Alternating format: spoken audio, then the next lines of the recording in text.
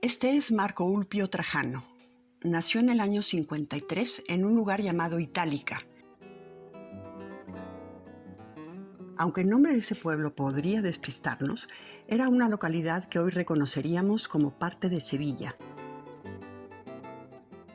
A los 44 años, este hombre se convirtió en el emperador de Roma, cargo que ejerció hasta su muerte en el año 117.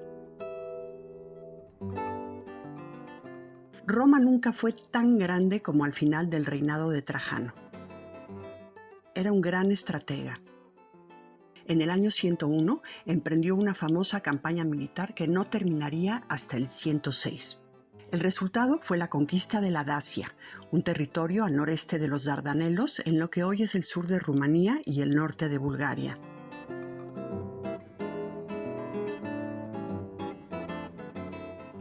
Trajano también es recordado como gran promotor de la arquitectura. Legó a Roma monumentos como el Foro y el Mercado que llevan su nombre. Justamente en ese foro, sobre un pedestal rectangular, se levanta una impresionante columna de mármol de Carrara. Los 38 metros de la columna más el pedestal son un recordatorio de la elevación que ahí tenía el monte Quirinal, el cual había sido desgajado precisamente para la construcción del foro.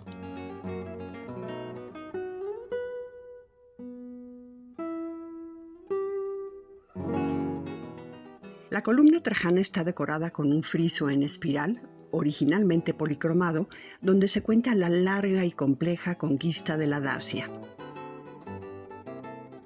Achicado por la columna, el masivo basamento pasa casi inadvertido, pero los aficionados a las letras no pueden dejar de admirar su extraordinaria inscripción. El mensaje, soso como cualquier placa inaugural, luce unas letras que durante siglos han sido admiradas como las más exquisitas de la escritura romana.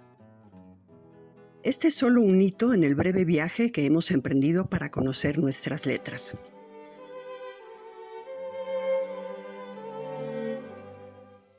La llegada a la Roma del siglo II es solo la mitad del camino.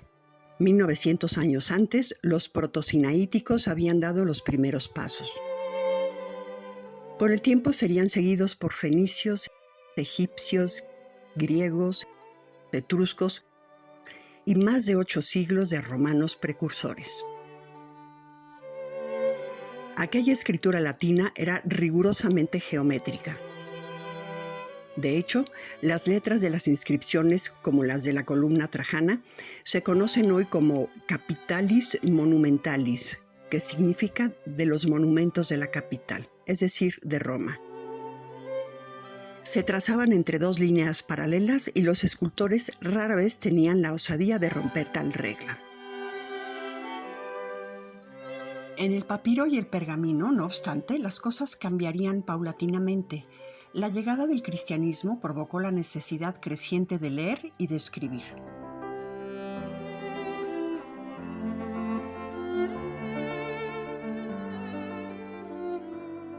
Como heredera del judaísmo, el cristianismo es una religión eminentemente documental. Se había ido extendiendo en secreto, bajo una cruel persecución, pero a partir del reinado de Constantino I, a principios del siglo IV, creció en la legalidad cada vez más vigorosamente. Hubo entonces necesidad de copiar muchos documentos. El Viejo Testamento, evangelios, epístolas de los apóstoles, comentarios, misales, doctrina, reglas, cartas. Los amanuenses tuvieron que desarrollar formas cada vez más rápidas de escribir y en consecuencia reformaron un poco las letras. Desde el siglo IV se empezó a usar una letra ligeramente redondeada. Los caracteres que demandaban muchos trazos fueron simplificados.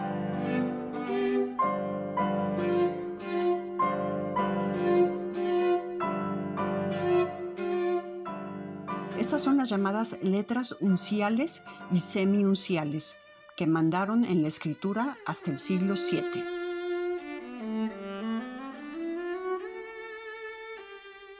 Para llegar de las capitalis a las unciales, hubo que cambiar de superficies, de instrumentos de escritura y hasta de tintas. El papiro se dio el paso al pergamino y el estilete de carrizo a la pluma de ave. Veamos, por ejemplo, el trazo caligráficamente complejo de la capitalis, sobre todo del rasgo ascendente izquierdo, se ha resumido en una pequeña circunferencia. La antigua A se hacía en 5, 4 o 3 trazos, la nueva solo en 2. Veamos ahora esta D. En la capitalis primero se trazaba el fuste, de arriba a abajo.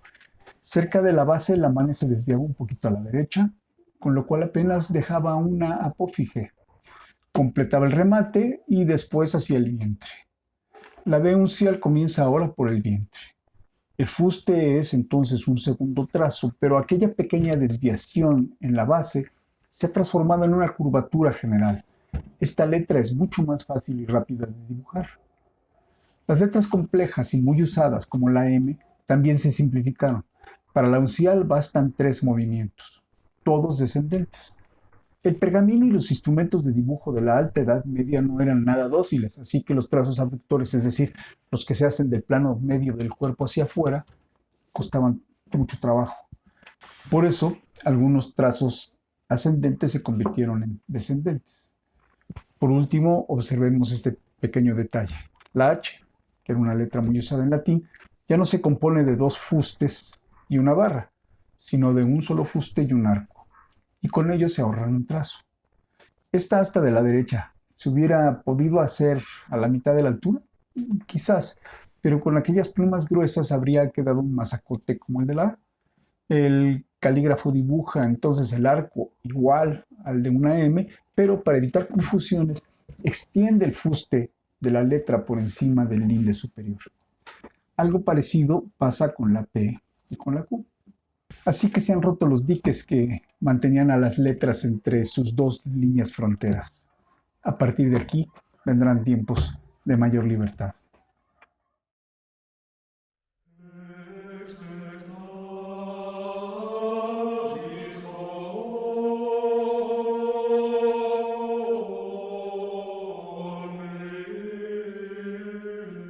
La Europa de la Alta Edad Media era un territorio confuso y peligroso. No por nada los grandes terratenientes construían fortalezas para vivir.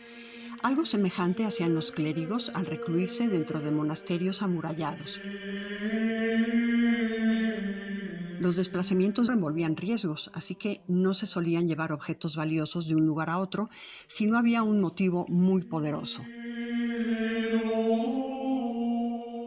Algo inevitable era el intercambio de libros. Para los claustros se trataba de bienes esenciales como la comida o el agua. Los monjes tenían que ir de un monasterio a otro a pedir las obras que necesitaban copiar. Era un trasiego lento de unos cuantos folios por vez. Rara la ocasión en que se prestaban libros completos. En esta encerrona de décadas y décadas, algunas regiones de Europa se convirtieron en compartimientos estancos.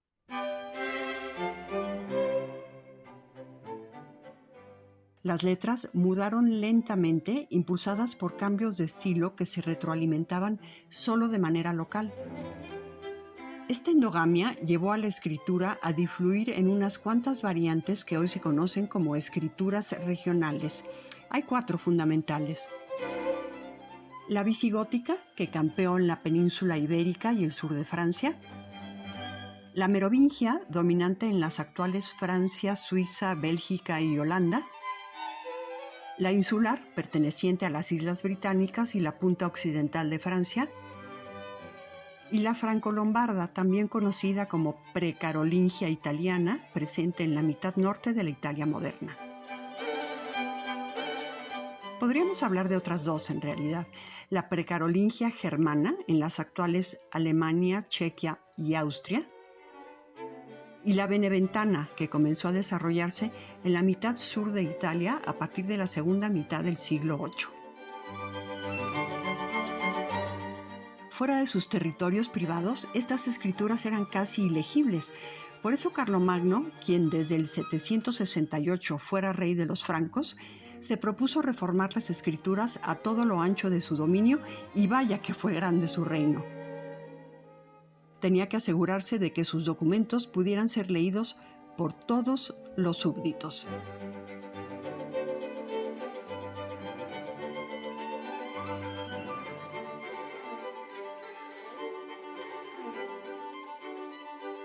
Para la gran empresa cultural que hoy conocemos como Renacimiento carolingio y en la cual se incluían la educación básica y superior, las artes, la religión, la organización política del clero y desde luego aquella reforma de la escritura, Carlomagno trajo a su corte al monje inglés Alcuino de York.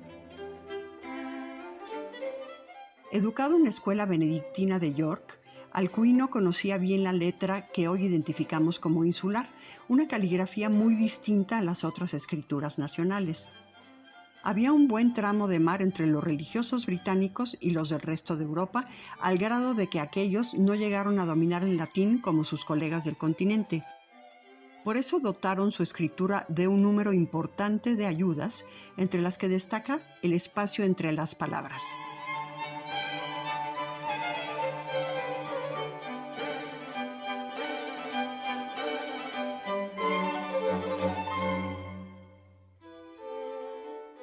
Son muchas las cosas que hacen de la letra insular la más legible de todas las escrituras nacionales.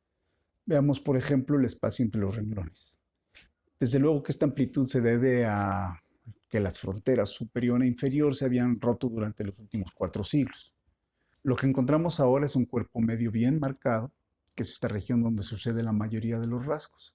Sobre la línea superior del cuerpo medio, que hoy conocemos como línea de X, tenemos rasgos ascendentes muy extendidos. Hacia abajo, hasta descendentes igualmente marcadas como en la P y en la Q. Este signo es una S. Durante mucho tiempo hubo 2 formas de S, a semejanza de lo que sucedía en el alfabeto griego. La que usamos actualmente, que los romanos ya labraban con las capitalis monumentalis, y la llamada S lunga o S larga, cuyo papel fue haciéndose protagónico en la transición entre las letras sociales y las escrituras nacionales. Aquí tenemos una G, una R y una F, todas con rasgos descendentes. La B, la D, la H y la L se proyectaban hacia arriba. Había además un sinnúmero de abreviaturas, algunas regionales, pero otras muchas se hacían eco de los usos del continente.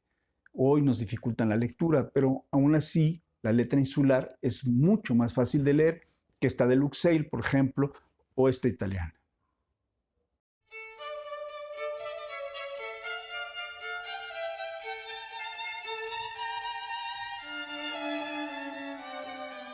Basada en la letra insular, bajo el mando de Alcuino se desarrolló una nueva forma de sostener la pluma y con ella una caligrafía que pronto se extendió por todo el Imperio Franco. Este éxito se explica por 3 razones. La primera es que la letra de Alcuino no se apartaba mucho de otros estilos regionales de Europa si uno los contempla despojados de sus adornos.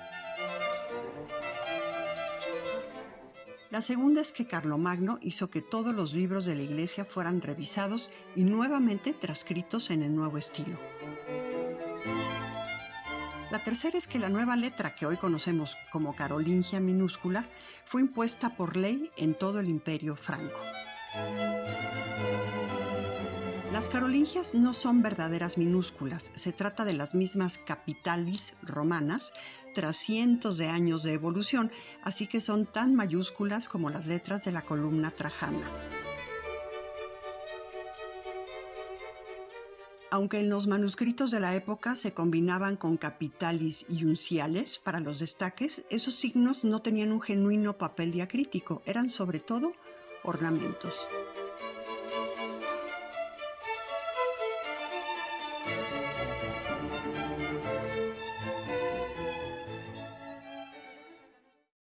Podemos leer bien las letras carolingias porque seguimos usándolas. En ellas se inspiraron los calígrafos italianos prerrenacentistas y poco después los primeros impresores italianos. Un gran logro de la reforma de Carlomagno consistió también en suprimir muchas abreviaturas, que hasta el siglo VIII se contaban por miles, eran numerosísimas. Unas cuantas prevalecieron, ya que estaban demasiado implantadas como para desecharlas del todo. En las letras carolingias se ve claramente el origen insular, un cuerpo medio muy bien marcado, amplios blancos horizontales que dejan lugar a los rasgos ascendentes y descendentes, y espacios entre palabras, en fin. Algunas letras se han perfeccionado, como la S larga, que ha ascendido y ya prácticamente descansa en la línea de base, o la G, que ahora consiste en un anillo y una cola descendente. Algunos escribientes comenzaban cada periodo con una letra uncial, lo que eventualmente daría origen a las iniciales mayúsculas. Finalmente, la puntuación entró en una nueva fase de desarrollo. Seguía habiendo un sistema trino de pausas, la corta, la media y la larga, pero mientras se consolidaban algunos signos, se desarrollaban otros nuevos.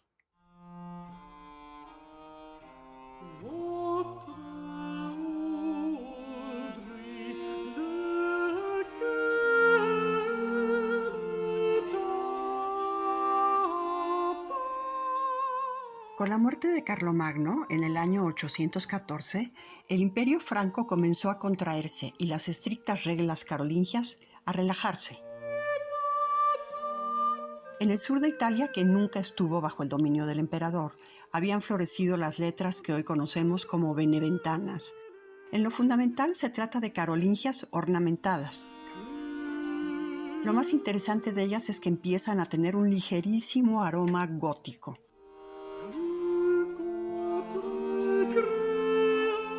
Por otra parte, a la Iglesia, que había vivido tiempos gloriosos con Carlomagno, ya no le bastaba copiar documentos para almacenarlos en los monasterios con fines magistrales. Los libros eclesiásticos se estaban convirtiendo en lujosos tesoros multicolores.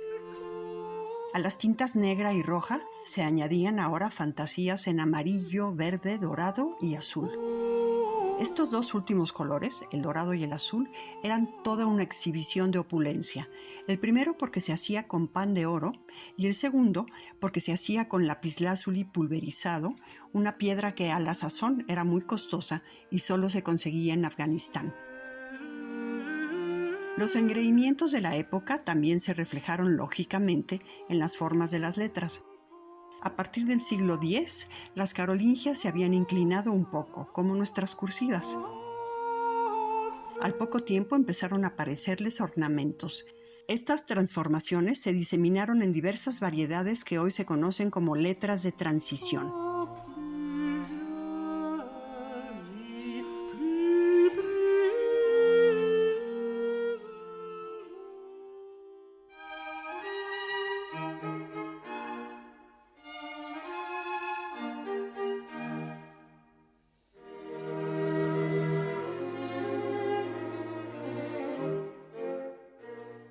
El gótico podría reducirse como la búsqueda de la altura. Su momento inaugural es el comienzo de la construcción de la Catedral de Saint-Denis a mediados del siglo XII. Los arquitectos finalmente habían podido abandonar los gruesos y sordos muros románicos gracias al redescubrimiento de la columna. Con su nuevo modelo constructivo, comenzaron a edificar catedrales altísimas y llenas de luz. Todo fue adquiriendo una verticalidad mística en tiempos en que, además, la Iglesia era más rica y poderosa que nunca. Las letras se contrajeron horizontalmente y, en contra de lo que la evolución había prescrito durante 1000 años, se hicieron más oscuras y enmarañadas.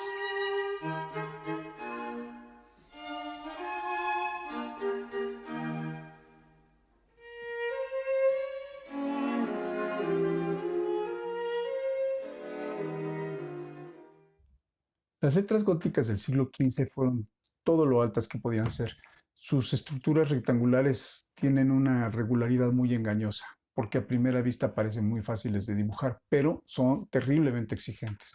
Los pecados resaltan de inmediato. Por eso son pocos los manuscritos que tienen las letras impecablemente dibujadas, como por ejemplo las del Salterio de Lutrell, que son fantásticas. Las góticas tienen remates que recuerdan a los de las inscripciones lapidarias romanas, pero estos ahora se hacen con la pluma inclinada. Eso les da forma de rombo.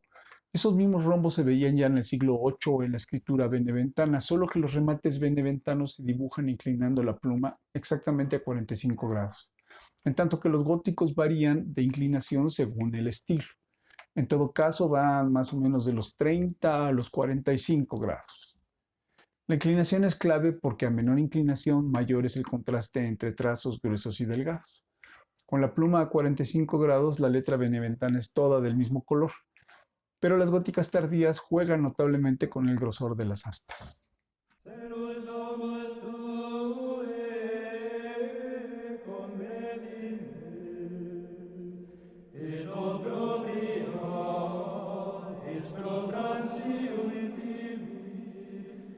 A finales del siglo XIV, el gótico estaba en su apogeo en el centro de Europa, pero Italia tenía sus propios planes.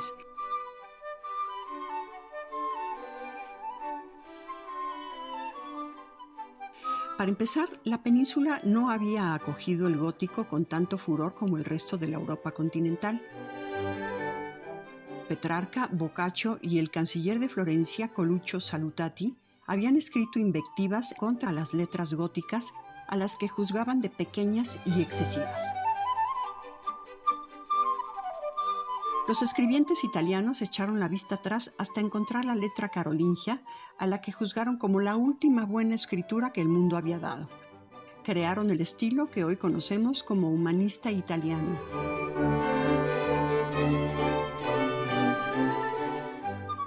Los instrumentos de escritura del siglo XV se proyectaron en la humanista italiana, haciendo de las viejas carolingias un estilo novedoso.